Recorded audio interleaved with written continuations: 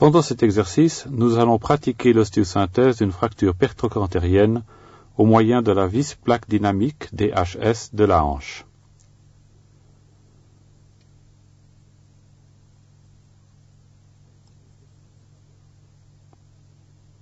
Voici les pièces principales de l'implant.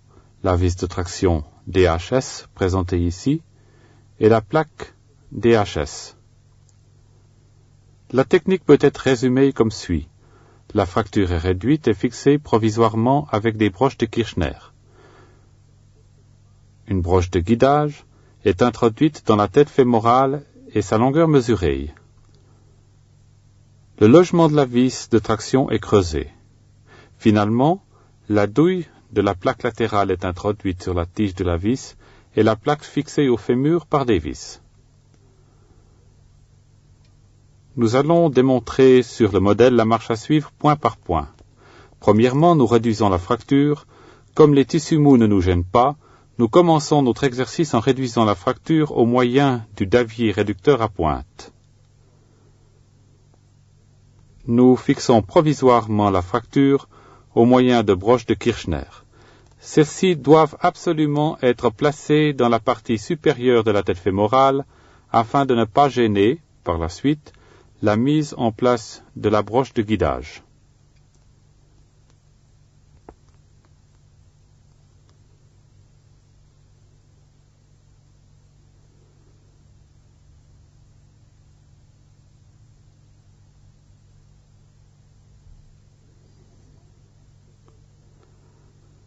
Nous mesurons l'angle entre le col et la diaphyse.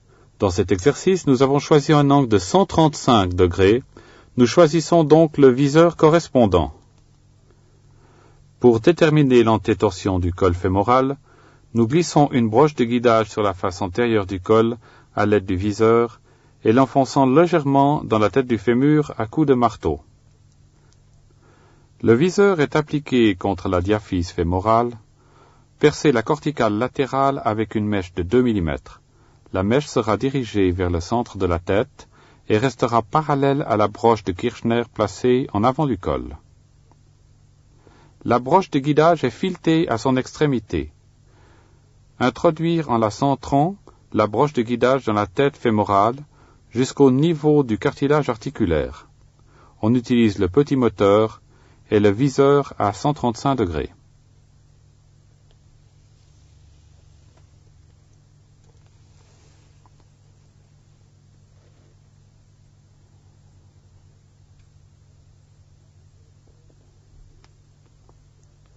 La mèche et le viseur sont retirés, ainsi que la broche de Kirchner antérieure.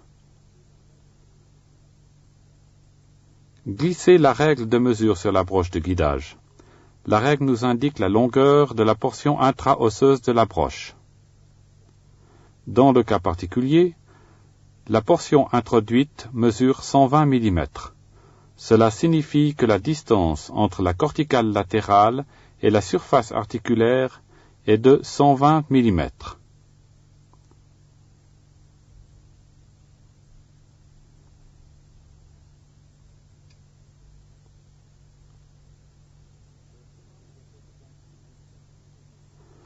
Le forage doit être conduit jusqu'à 10 mm de l'articulation, ce qui signifie que le trou ne mesurera que 110 mm.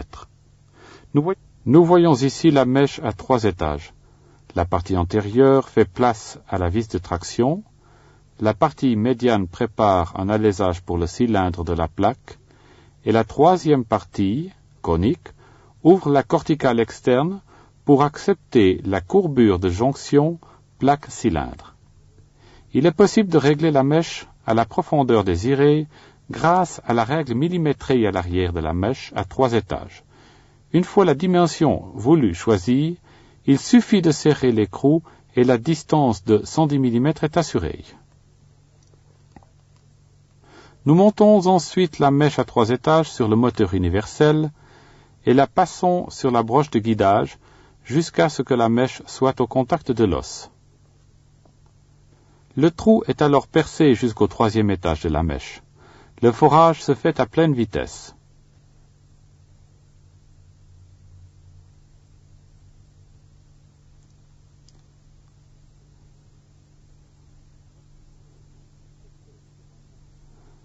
Lorsque l'exercice se fait sur un os en matériau plastique, il est recommandé d'en faire tomber les débris. Si l'on a affaire à de l'os spongieux très compact, ou dans l'os plastique, il faudra tarauder.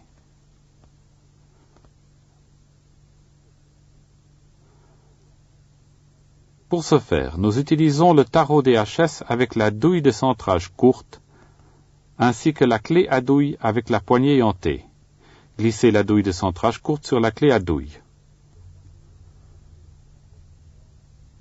Le tarot est placé sur la broche de guidage et la douille de centrage est introduite à fond dans l'alésage cylindrique. Le trou est ensuite taraudé jusqu'à 110 mm, soit sur toute sa longueur.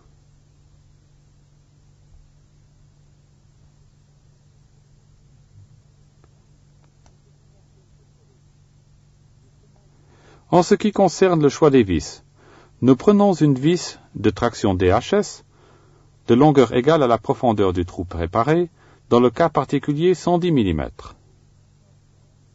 Glissez le porte-vis de la douille de centrage longue et vissez fermement le porte-vis dans la vis de traction DHS. Vérifiez que l'engagement dans la fente de la vis de traction DHS soit correct.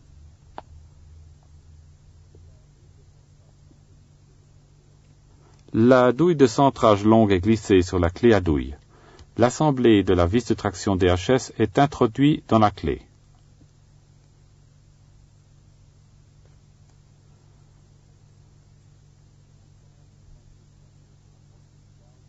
L'ensemble est ensuite placé sur la broche de guidage et vissé en place.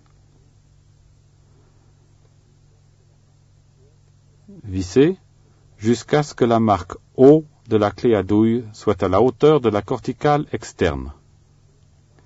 L'extrémité du filetage de la vis se trouve alors à 10 mm de l'articulation.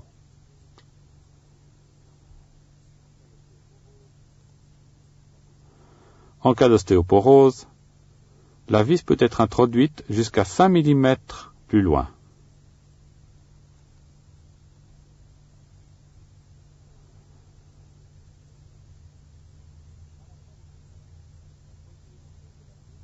À la fin du vissage, la poignée aiantée de la douille doit devenir parallèle à la diaphyse du fémur afin d'être retirée, sinon la plaque DHS ne pourra pas être placée correctement.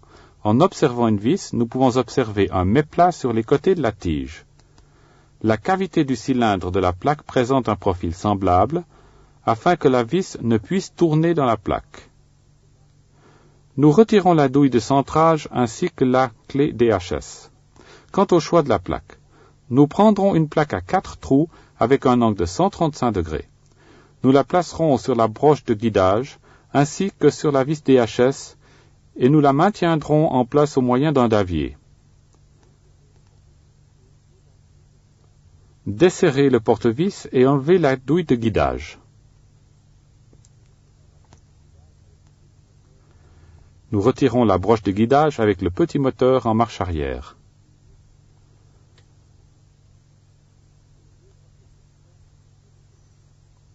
Les 2 broches de Kirchner sont aussi retirées.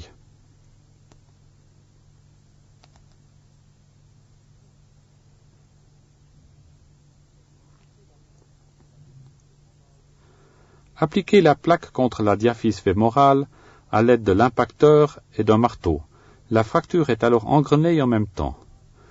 La plaque DHS est fixée à la diaphyse fémorale à l'aide de vis accorticales AO qui sont placées en position neutre.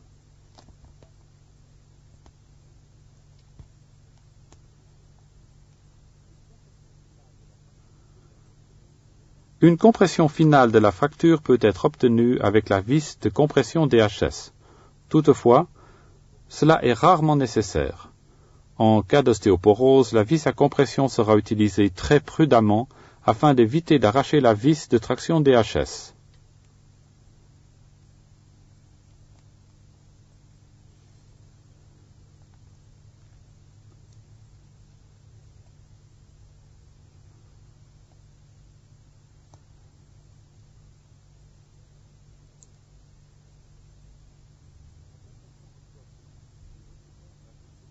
La compression une fois obtenue, nous retirons la vis de compression DHS.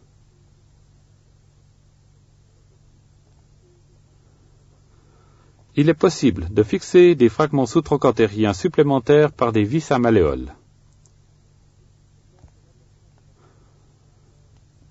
Lors de l'ablation du matériel d'ostéosynthèse, les vis seront enlevées, puis la plaque, puis la vis de traction DHS. Nous montons la vis de connexion pour l'ablation de la vis DHS et la plaçons à l'intérieur de la clé à douille.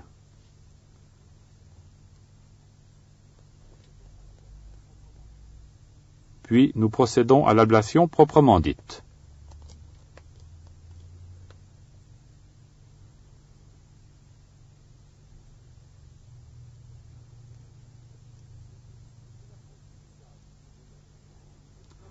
Si la broche de guidage se déloge, elle doit être remise en place le plus exactement possible, sans quoi la vis ne sera pas située à l'endroit voulu dans la tête fémorale.